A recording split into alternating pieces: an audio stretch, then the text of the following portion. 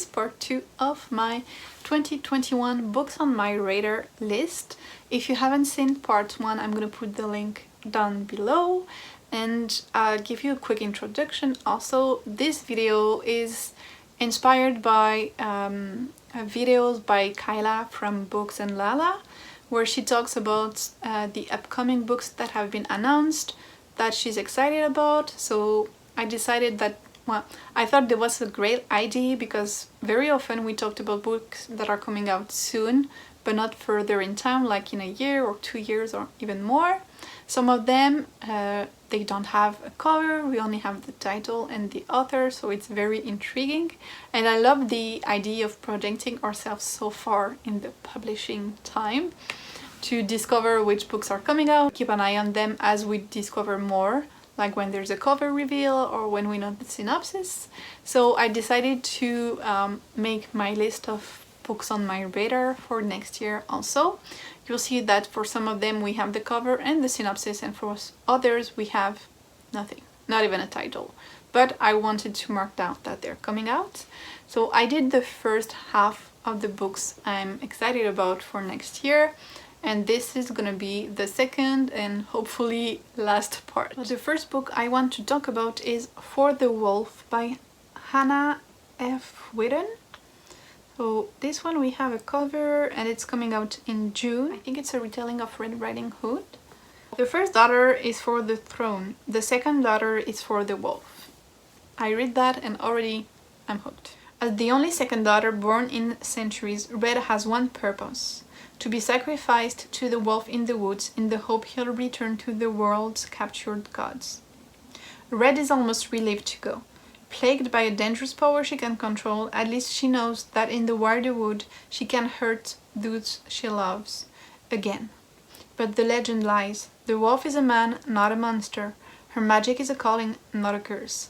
And if she doesn't learn how to use it, the monsters the gods have become will swallow the wider wood and her world whole. Definitely a Red Riding Hood retelling after reading that synopsis. Sounds so good. I think this one is going to be one of my most anticipated ones. Next up we have Of Sea and Venom by Trinidad Escobar, and it's coming out, we don't know, 2021. We only have a quick pitch. On-voice story set in the 16th century in the Pacific Island and near future Oakland, California, about a teenage priestess in training whose future in the divine sciences is challenged when unexpected conquistadors land on her tribe's beach. So supposedly published in spring 2021. Very mysterious. The Nature of Witches by Rachel Griffin. We don't have a cover, but it's coming out in May. For centuries, witches have maintained the climate, their power for the sun peaking in the season of their birth. But now their control is faltering as the atmosphere becomes more erratic.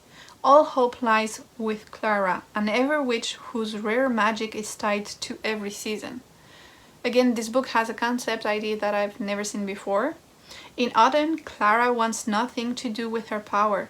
It's wild and volatile as the price of her magic, losing the ones she loves, is too high, despite the need to control the increasingly dangerous weather. In winter, the world is on the precipice of disaster. Fire burns, storm rage, and Clara accepts that she's the only one who can make a difference. In spring, she falls for Sang, the witch training her. As her magic grows, so do her feelings. Until she's terrified Sang will be the next one she loses. In summer, Clara must choose between her power and her happiness, her duty and the people she loves, before she loses Sang, her magic, and thrusts the world into chaos. This synopsis is so original with how it shows with each season the change in the powers of Clara. I'm down. Next we have Curse of the Spectre Queen by Jenny Elder-Moak. No cover yet. Coming out in June. May the hazel bring you wisdom and the aspen guide and protect you. Samantha Knox put away her childish fantasies of archaeological adventures the day her father didn't return home from the Great War, retreating to the safety of the antique bookshop where she works. Bookshop, archaeology, these are like keywords for me. But when a mysterious package arrives with a damaged diary inside, Sam's peaceful life is obliterated. Ruthless men intent on reclaiming the diary are after Sam, setting her and her best friend, along with her childhood crush, on a high-stakes adventure that lands them in the green hills outside Dublin, Ireland. Ireland, another one of my keywords. Here they discover an ancient order with a dark purpose, to perform an occult ritual that will raise the Spectre Queen, the Celtic goddess of vengeance and death, to bring about a war unlike any the world has ever seen. To stop them, Sam must solve a deviously complex cipher, one that will lead her on a treasure hunt to discover the ancient relic of the heart of the ritual, a bowl carved from the tree of life. Will she find the bowl and stop the curse of the Spectre Queen? Or will the ancient order bring about the end of the world? Indiana Jones gets a refresh with this female-driven mystery adventure set in the 1920s, full of ciphers, ancient relics, and heart-stopping action, the first in a brand new series. I love Indiana Jones and Benjamin Gates and all of the treasure hunters. Like, do you remember Sidney Fox? I love Sidney Fox. So that's right up my alley. Another one that was set in a bookshop is Last Chance Books by Kelsey Rodkey. And it's coming out in May. Don't you just love the smell of old books in the morning? Madeline Moore does. Books and More, the musty bookstore her family has owned for generations, is where she feels most herself. Nothing is going to stop her from coming back after college to take over the store from her beloved aunt. Nothing, that is, until a chain bookstore called Prologue opens across the street and threatens to shut them down. Madeline sets out to demolish the competition, but Jasper, the guy who works over at Prologue, seems intent on ruining her life. Not only is he taking her customers, he has the unbelievable audacity to be extremely cute. But that doesn't matter. Jasper is the enemy and he will be destroyed. After all, all's fair in love and book wars. A romance in a bookstore setting. That sounds so cute. After that, we have The Endless Skies by Shannon Price. Coming out in August.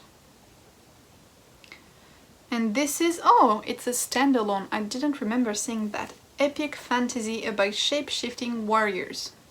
16-year-old Rowan is about to become one of the famed Leonodai warriors, the elite magical fighters who protect the floating city. En mécanique, l'hélice est un dispositif formé de plusieurs pales disposées. I don't know why I triggered Siri, but I did. Where was it? Okay, I'm gonna start over. 16-year-old Rowan is about to become one of the famed Leonodai warriors, the elite magical fighters who protect the floating city Heliana from the world of men, until disaster strikes the city's children. Against orders from the king, Rowan sets out on her own and tracks down one of the warriors' teams, only to find herself face to face with both the man she loves and the one who holds the dark secrets of their past. With time running out and men on their tail, Rowan must risk everything to save her beloved city. So this also definitely has a Wonder Woman vibe, and I'm all for it. Another one of my most anticipated one. Fat Chance Charlie Vega by Crystal Maldonado. So this one has a fat main character, which I love seeing more in books also. I wish I had that when I was younger. Coming out in February. Coming of age as a fat brown girl in a white Connecticut suburb is hard. Harder when your whole life is on fire though. Charlie Vega is a lot of things. Smart, funny, artistic, ambitious, fat. People sometimes have a problem with the last one, especially her mom. Charlie wants a good relationship with her body, but it's hard, and her mom leaving a billion weight loss shakes on her dresser doesn't help. The world and everyone in it have ideas about what she should look like. Thinner, lighter, slimmer faced, straighter haired. Be smaller, be wider, be quieter. But there's one person who's always in Charlie's corner. Her best friend Amelia. Slim, popular, athletic, totally dope. So when Charlie starts a tentative relationship with cute classmate Brian, the first worthwhile guy to notice her, everything is perfect until she learns one thing. He asked Amelia out first. So is she his second choice of what? Does he even really see her? Oh, everything is now officially a mess. I love this synopsis. A sensitive, funny, and painful coming-of-age story with a wry voice and tons of kisses. Vachance Charlie Vega tackles our relationships to our parents, our bodies, our cultures, and ourselves. Again, everything I love, and the cover is really beautiful. Next up, we have Nigeria Jones by Ibizoboy. Doesn't have a publishing date or a synopsis, but it's by Ibizoboy, who I discovered with Punching the Air, as she's one of the authors. So that's all I needed to know to want to read this book. Then we have Excuse Me While I Ugly Cry by Joya Goffney, coming out in May. A lot of them are coming out in May. So this is also a debut novel. Queen keeps list of everything from the day she's ugly cried, to things that I would never admit out loud, to all the boys she'd like to kiss. Her lists keep her sane. By writing her fears on paper, she never has to face them in real life. That is, until her journal goes missing. An anonymous account posts one of her lists on Instagram for the whole school to see and blackmails her into facing 7 of her greatest fears, or else her entire journal will go public. Queen doesn't know who to trust. Desperate, she teams up with Carter Bennett, the last known person to have her journal, in a race against time to track down the blackmailer. Together, they journey through everything Queen's been too afraid to face, and along the way, Queen finds the courage to be honest, to live in the moment, and to fall in love. That sounds so cute. I'm really picky with my contemporary YA reads, but there are a lot next year that sounds really good. This one I just picked for the title because we have no other information, and it's Reader, I Murdered Him by Betsy Cornwell. No idea what it's gonna be, but I love this title. After that, we have The Wild Ones by Nafisa Assad, coming out in August. Meet the Wild Ones, girls who have been hurt, abandoned, and betrayed all their lives. It all began with Paheli, who was once betrayed by her mother and sold to a man in exchange for a favor. When Paheli escapes, she runs headlong into a boy with stars in his eyes. This boy, as battered as she is, tosses Paheli a box of stars before disappearing. With the stars, Paheli gains access to the Between, a place of pure magic and mystery. No, Paheli collects girls like herself, and these Wild Ones use their magic to travel the world, helping the helpless and saving others from the fate they suffered. Then Paheli and the Wild Ones learn that the boy who gave them the stars, Tarana, is in danger. He's on the run from powerful forces within the world of magic. But if Tarana is no longer safe and free, neither are the Wild Ones, and that is a fate the Wild One refused to accept, ever again. That sounds like such a powerful feminist fantasy. I'm sold. I can't wait to see the cover. Okay, we are at the last tree. We have Lost in the Neverwoods by Aidan Thomas. No surprises here. This one is probably one of my top 10 most anticipated books of 2021. I loved Cemetery Boys so much. I'm willing to read anything Aidan Thomas decides to write. And this one, I'm even more excited because there's going to be an audiobook with the same narrator as Cemetery Boys, and I loved the narrator. So coming out in March. When children go missing, people want answer. When children go missing in the small coastal town of Astoria, people look to Wendy for answers. It's been 5 years since Wendy and her 2 brothers went missing in the woods, but when the town's children start to disappear, the questions surrounding her brothers' mysterious circumstances are brought back into light. Attempting to flee her past, Wendy almost runs over an unconscious boy lying in the middle of the road and gets pulled into the mystery haunting the town. Peter, a boy she thought lived only in her stories, claimed that if they don't do something, the missing children will meet the same fate as her brothers. In order to find them and rescue the missing kids, Wendy must confront what's waiting for her in the woods. So intriguing.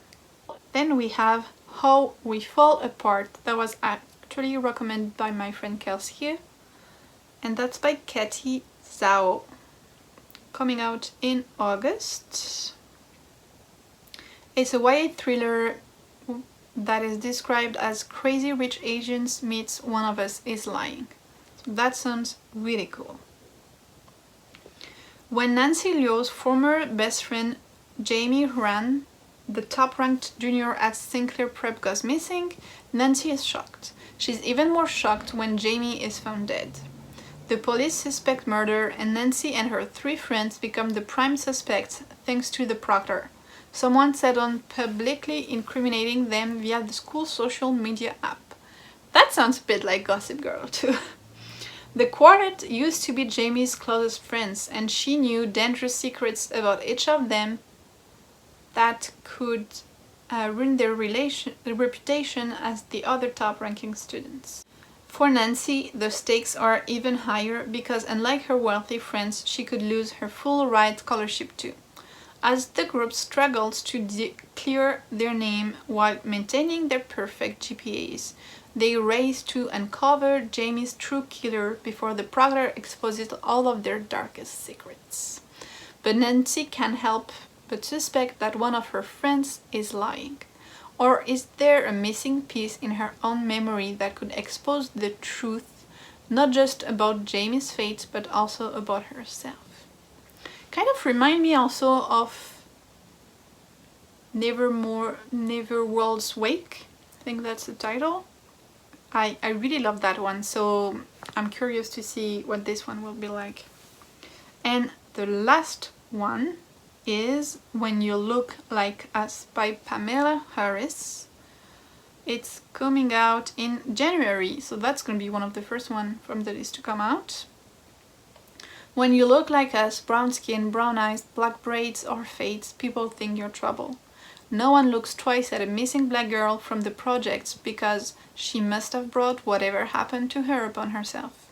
I, Jay Murphy, can admit that for a minute I thought my sister Nicole got too caught up with her boyfriend, a drug dealer, and his friends. But she's been gone too long now. If I hadn't hung up on her that night, she'd be spending time with her grandma. If I was a better brother, she'd be finishing senior year instead of being another name on the missing persons list. It's time to step up and do what the Newport News Police Department want. Nick, I'm bringing you home. That sounds... gives me chills. I'm really curious about this one. And I think we did all the list. Hi, so it's me again. You may see that the light is different. It's because I'm adding this portion to the video after filming everything else. But an author just announced a book that was coming out in 2021 and I wanted to add it to my selection. And it's 6 Crimson Cranes by Elizabeth Lim. So she's the author of Spin the Dawn, Princess in Exile, A Shape-Shifting Dragon, 6 Enchanted Cranes, and an Unspeakable Curse. 6 Crimson Cranes is a reimagining of the Hans Christian Andersen fairy tale The Wild Swan and is set in the same universe as Spin the Dawn. So with this shape-shifting dragon thing, I was hooked already. So this is one I'm really gonna be looking out for, and the cover is stunning, so you can be sure I'm gonna get this one. That's it for the addition to my video. I'm letting you go back to what I filmed first. So you see, because this video is 2021, there are already a lot of books with a synopsis and a cover, so not too much mystery, but I'm planning a video for the 2022 releases, and I think this one is gonna be a lot more intriguing, maybe? I don't know. I don't know if you find it intriguing, but I do. I love to have all these books to look out for, and I'm excited to discover more for the ones that we don't have a cover or synopsis for yet, or even title for some of them. And I hope you enjoyed this video. Like for the part 1, don't hesitate to tell me if some of these books are on your book radar, if you have thoughts on the one I presented, or if you have others to recommend to me, and I'll see you soon for another video.